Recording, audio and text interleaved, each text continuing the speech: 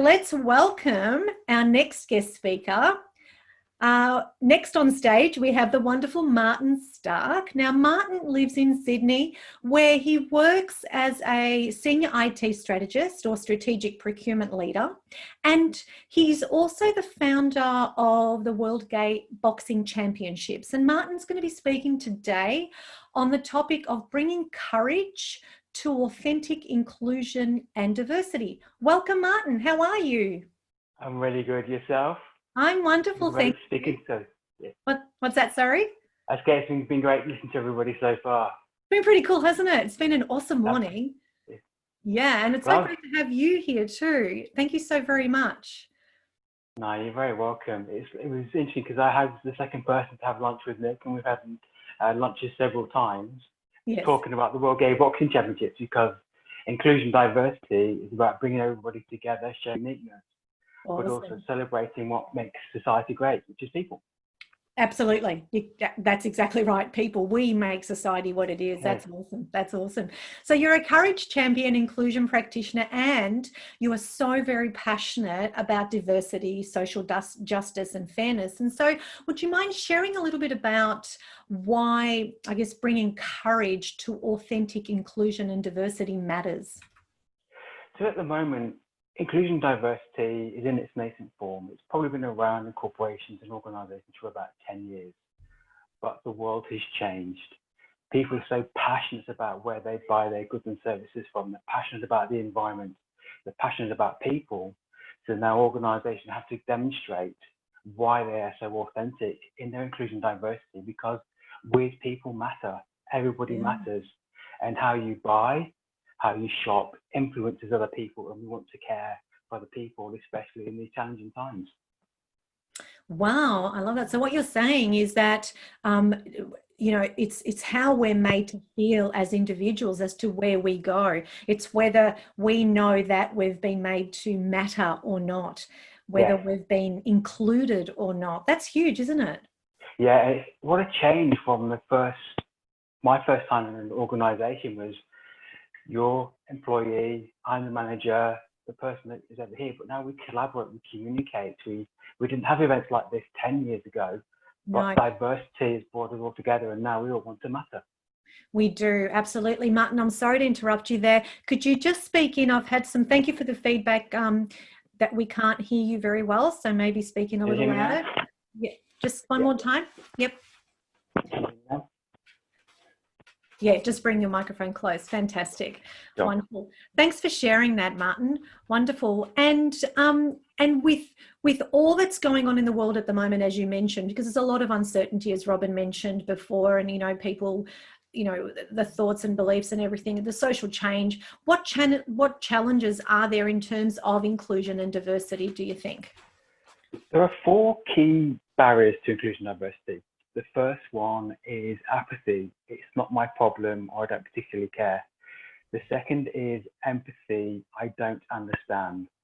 The third is accountability. It's not my responsibility. And the fourth is fear. But at the same time, you have people who are now sharing their voices, and they've waited decades to share their voices. And there's so much pressure on organizations to show what they're doing for inclusion and diversity. They're having to reassess, analyze, make statements and make commitments, so that there's so much pressure from organizations, from their customers, from their employees, and everybody's saying that I care. You think about the Me Too movement, the Black Lives Matter movement, everybody's so passionate. So that's the real pressure at the moment on inclusion and diversity. Yeah.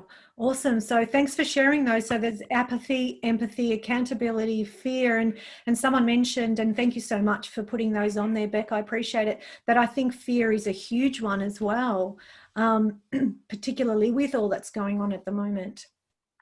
So you think people don't want to upset somebody, they don't want to offend another person, but also political correctness can hold some people back. But if you don't have those challenging conversations, that honest dialogue, you're not going to get to the root of the matter.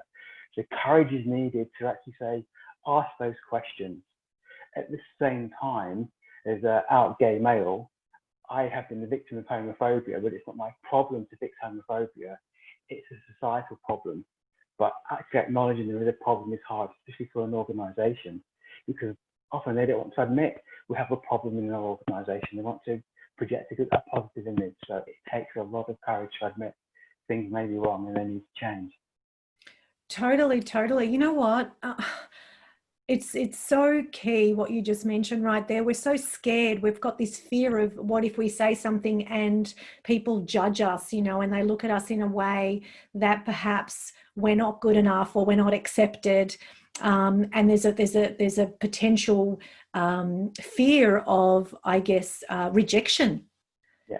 In the community, and we've got it's this conditioning, isn't it, within society and within every culture really, or most cultures, that we've just got to say what we are meant to say, what we're supposed to say, and what we're supposed to believe, and nothing else matters. But that's not true. We all must have a voice. And I love your courage, and I have been following your journey. Yeah. Martin, it's been incredible, and I love your courage into speaking up and disrupting the status quo, which not many people do. Well, I'm going to share an example of an organisation that has done great work. Starbucks, the big coffee chain. Now they have the rainbow flag on their coffee cups during Pride, but in Seattle, they decided to train all of their employees on to recognise people of the LGBT community may be vulnerable, subject to violence. So that when you go into a Starbucks, it's a safe place. We're trained by the police to recognise the signs and be able to report something maybe at risk to the police in a safe way.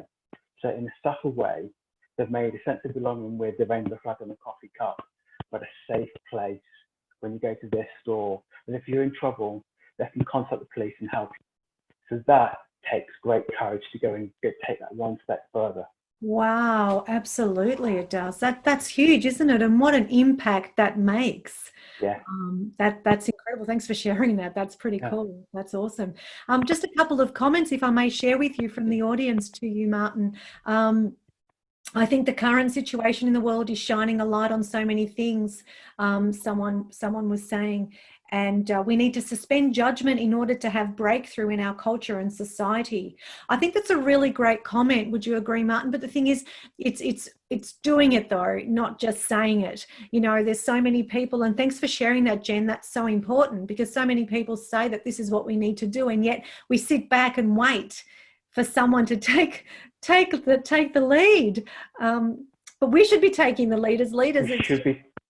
Yeah. And I say disrupt prejudice, disrupt racism. People talk about the system, and you're waiting for the system to change. So the World Gay Boxing Championship started out because I enjoy boxing. I wanted to go to the Gay Games in Hong Kong in 2022, and I was calling myself the future World Boxing Champion. I wanted to win gold for Australia. I subsequently found out boxing was removed from the list of sports.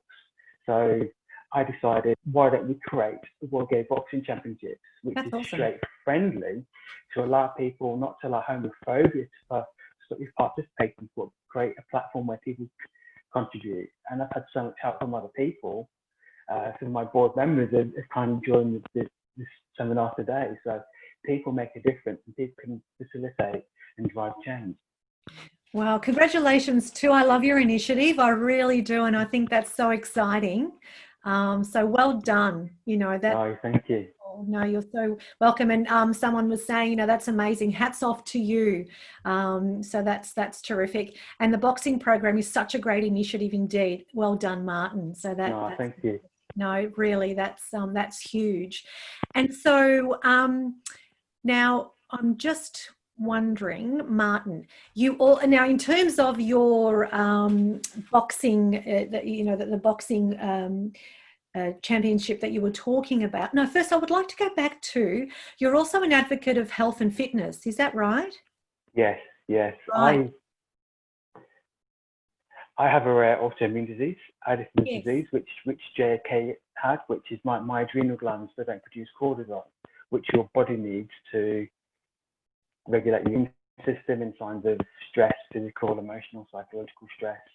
Your body will produce cortisol, mine doesn't. I've also been in 2 induced comas. This is my tracheotomy voice. I've been on a ventilator twice. So wow. I was aware when they were performing the tracheotomy, and I lived through my worst fear. My goodness. But life presents challenges, but you have to get on with it and deal with it. Yeah, thank you for sharing that and for being so vulnerable here with us, Martin. And it's such a pattern that I've heard today too, that life is full of vulnerabilities. Life is going to throw us some beauties, and how and what we do is what matters. Whether we grab the bull by the horn and go for it, or whether we stay stagnant and do nothing and wait for someone else to do something for us. And it sounds like, you're such a courageous individual, and I love what you stand for. And that would have been so very scary for you to have to experience what you experienced. It was a very poignant. My worst fear has been the tracheotomy. What I remember from that was the passion of those around me. My surgeon was an African man who refused to give up on me living. Wow. I was attached to a ventilator. They took me, a tube was already in my mouth, they took it off. They put me on 100% oxygen, and it was being told off, basically I was going to die. So they sedated me. I was still aware, and I could feel the pressure in my neck, but I could sense the people around fighting for me to stay alive. Then my next moment were the dark dreams you get when you're in an induced coma. Imagine a nightmare you can't get out of. That was my reality. And from that, I have hyper awareness. But it's how it all comes together, because you have to get through life. Wow, Martin, what an experience for you. Yeah. That's and do you mind me asking, and I know that some people would be thinking the same, is that, do you remember what you were telling yourself in that moment? I was telling myself, I was focusing on what was happening around me. Right. So I was focusing on the surgeon. I was focusing on something was happening in my neck, but I couldn't feel the cut. I couldn't feel like your brain was telling you, but I was like, I can't move. I'm immobilized, but this is my chance of living. Wow. So what do you do when you think you might die? You pray to whatever your beliefs, but I just tried to focus on those around me, not what they were doing to me. Wow, that's so powerful. Focus on those around me, but not what they were doing to you. And that gave you great power. Yeah. And I guess the ability to take the next step. Yeah. That's incredible. That is incredible. And a couple of comments here. Beautiful, Martin, speechless. And inclusion is not segregation, is it? Someone asks as well. No, inclusion is really making sure you bring yourself and you invite another person. So, for example, at a dinner party, you might have some friends who are vegetarian or don't eat certain food. You might say, please provide your dietary requirements a few days before, so then you can have diverse food, but include people at your dinner table. So segregation is a practice which is hopefully over in most parts of the world. But inclusion is making sure we no longer need to segregate ourselves and others. That's awesome. Thank you so much. Is there any message or any powerful message that you would like to share with our audience here today, particularly with all that's going on today, from a perspective of courage and it's okay to find your voice? Is there a message that you would like to share? I'm going to say about nil advantage, your network, your influence, your leverage. Imagine you're the person in a team meeting and somebody's telling gay jokes or somebody's telling racist jokes, and they may just be, it's harmless fun to them, but I as a person, do I have to defend myself? Or if you say, you know what, Bob, Jane, I don't think that's appropriate. You're being an ally, you're being a friend to me, but you're also being a friend to other people in the room. So be an ally, be an advocate, and be a friend. Because there are so many things that you can do. Inclusion and diversity is all about the leadership at highest levels of the organisation, but it's also about everybody else making a difference. And it's those practical, simple things that will really deliver those long-term benefits. Thanks, Martin. That's such a great point you make there, because often what happens is that, you know, when we're in a situation networking, or even in a group with a group of friends, what I've seen too, and I totally hear what you're saying in terms of advocating for the underdog even, you know what I mean? What I've noticed is that when there are comments like that made, people just don't say anything. They don't speak up. They think, oh, it's just a joke. Well, it's not just a joke, you know, and we've got to step up, and we can't just accept it just because that's what's been said all along. You know, I remember growing up and I was always called a wog, and I hated that. Why was I something different? You know, why was I so excluded from it? And I hear what you're saying, and all of these different things matter, because they then either allow us to move forward and become an individual and be cool with our voice, or become a recluse and close down and do nothing because of whatever we made that mean. So I'd like to share a stat with you. Over 60% of graduates of LGBTQ go back into the closet when they enter the workplace. So they can be openly gay, lesbian, trans, whatever at university, but they don't feel they can continue being who they are when they enter the workplace. Wow. So imagine having to leave part of yourself at home, you go to work, you have to be accepted all over again. Yeah. So those are the barriers that we need to break down, and where inclusion and diversity really make the difference. Totally. Thanks for sharing that. And that's brought a different realization to the forefront too, because it is leaving a part of you, isn't it? It is leaving part of whoever it is that you are at home, because you have to leave it yourself at home to belong. I mean, what's that about? Yeah. It's okay to be you. You're an individual, and it's again that culture that we create as leaders. So this is again raising, I guess, the awareness of what culture are you creating in your organization? Who do you want to be surrounded with? Do you want to have people there that can't be themselves? You know, it's about creating that culture of acceptance, inclusion. Absolutely. And acceptance can mean safety. And one trend we're starting to see now is ex-employees are using Glassdoor, but they're also using Twitter, Instagram to create anonymous profiles and share stories of what it was like working for an organization. Oh. So it's so important to actually embrace the spirit of humanity and treat staff in the right way, and deliver on your promises for equal opportunities and equity and social justice. Because I predict in the next 2 to 3 years, there'll be more stories of employees saying this is what it was like to work at company X or organization Y, and it's your brand and reputation which will be at risk. Yeah, absolutely. Absolutely. And what you said about safety is so true. You want to feel safe that you're going to work, or that your kids are going to school, or that you're hanging out with your friends, and you want to feel safe and secure around them, and it's okay to be who you are, and there should never be judgment. You know, I mean, I understand as human beings, we are judgment beings. It's who we are, but we've got to remember that how is someone else feeling? You know, putting ourselves in that situation, would we like to be excluded like that? That's such a great, you make so many great points, Martin, you really, really do. And, you know, it's interesting, so many organizations, so many cultures, even at home, you know, people talk about inclusion and diversity and all the rest of it, but they're not walking their talk. I've been on the receiving end of that as well. And so if you're going to add that as one of your values, well, you need to walk it. You need to walk your talk, because that creates the certainty, that creates the culture. Simply saying something for the sake of saying it is just BS, isn't it? If you think about America, there are organizations which have won awards for inclusion and diversity, but at the same time, they're supporting politicians who might vote against equality acts in the Senate or the Congress. So it doesn't take you long to work out which politician is getting money from which organization. And again, it comes back to that lack of authenticity. Yeah, absolutely. Just a couple of comments, if I may. Just bear with me, I'll just go back. There's so many coming through. That's awesome. Keep them coming, guys.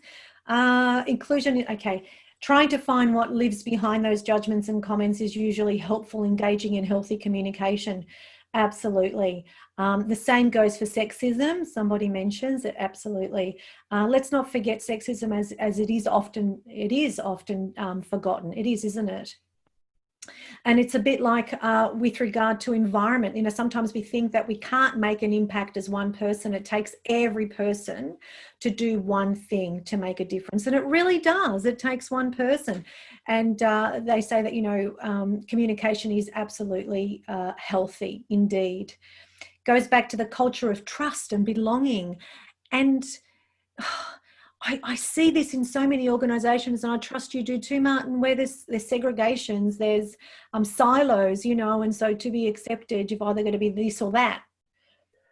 I even remember, in high school as well, same thing, you know, if there were so many groups and you felt almost, oh, if I'm not in the big group, I'm not good enough. I also say about having the courage to include yourself, you know, joining a different group, joining a different friendship circle. There's so many things that you can do as an individual to find what I call the tribe. You know, you can create that sense of belonging. Totally. Comes back to, as we were talking with Nick, I think, around the circle of influence. We all have choice as to who we hang around and who brings out the best in us. And you're 100% right there, Martin, too, in that we have choice to move away. And a lot of people, you know, it's funny you say that, because I had this conversation with a couple of leaders in organisations that I was working with, and you know, I said to them that you can remove yourself, and they said, yeah, but if we keep removing ourselves, we'll end up with nobody. But that's not true. There's a tribe out there for each and every one of us. Would you agree? Absolutely. I've had tremendous support for the World Gay Boxing Championships, and one of my missions is I want a straight male or a straight female to have the title of a World Gay Boxing Championship. What a great ally that would be. Yeah. But your tribe will find you if you just put out saying, this is what I believe, this is what I'm prepared to give, and get back in return. Yeah. Absolutely. Beautifully said. Beautifully said. And just a couple of comments again. If your tribe doesn't work for you, find a new tribe. Loving it. Loving it, loving it. And I'm loving this tribe. Yes, absolutely. Ditto. So people are understanding that. And you know what? When we start becoming authentically ourselves, we start attracting our tribe. We start attracting the people whom we can be ourselves with and are accepting of us, and we're accepting of them. And there is no judgment. It's a judgment-free zone. It's a safe zone. Absolutely. This year we were fortunate in Sydney to hold Mardi Gras, probably the only Pride event to take place in 2020. And I say to people, we marched for you. Although the rest of the world is affected by COVID-19 and people can't have celebrations, well, remember we celebrated, and we might be able to have ours next year.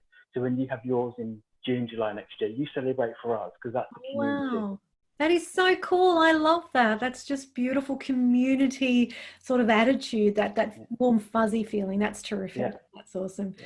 Martin, thank you so much. So in terms of bringing courage to authentic inclusion and diversity, again, what resources do you have available that people can tap into if they need someone to, you know, help them with where they are at right now? So I'm being mentored by a beautiful gentleman in America called Dr. Joseph Moyer, and he's created an organization called Systemic Diversity. So it's systemicdiversity.org. And that's just got some great resources you can find out, because we talk about having to do the heavy lifting. If you want to know homophobia, please do a little bit of research before you can have a conversation with me. I don't have to go and explain all the times I've been called those horrible words that have made me feel. But when you understand a little bit more, I can actually help you understand what difference you can make. But also, World Gay Boxing Championships.org, come and see what we're doing. Come and support us, because then you're part of the community and you're including yourself. Oh, I love that. Absolutely. That sounds exciting. That sounds so good. Thank you for sharing that. And if I may share with you too, someone said in the chat box, the gay community doesn't just march for themselves. They're marching for each and every one of us that feels left out. How beautiful is that? Absolutely. Well, you know, I have blue glitter and blue face paint, and my boxing boots have got glitter on them, then you know we're making progress. I love that. I love that. And let's all support Martin. That's terrific. Thank you so much, Martin. And thank you to each and every one of you too for your support. And love the glitter, someone says. They love the glitter. And thank you for your beautiful comments and your support. and your love. You know, that is so, it really matters, doesn't it? Absolutely. Martin, I appreciate you. I appreciate your time. And again, if you would like to, and someone says, Martin, you're gorgeous. He is, isn't he? He's beautiful. He's lovable. And, you know, if you'd like to connect with Martin, please, again, the email will be sent out to you after this event. So you're more than welcome to connect with Martin or any of the speakers that you've heard so far. Martin, thank you again for your time. You're welcome. I have the word courage tattooed on my back. I love, do you? Yeah. That's awesome. That's so cool. Well done. Good on you. And thank you for all the beautiful stuff you shared today.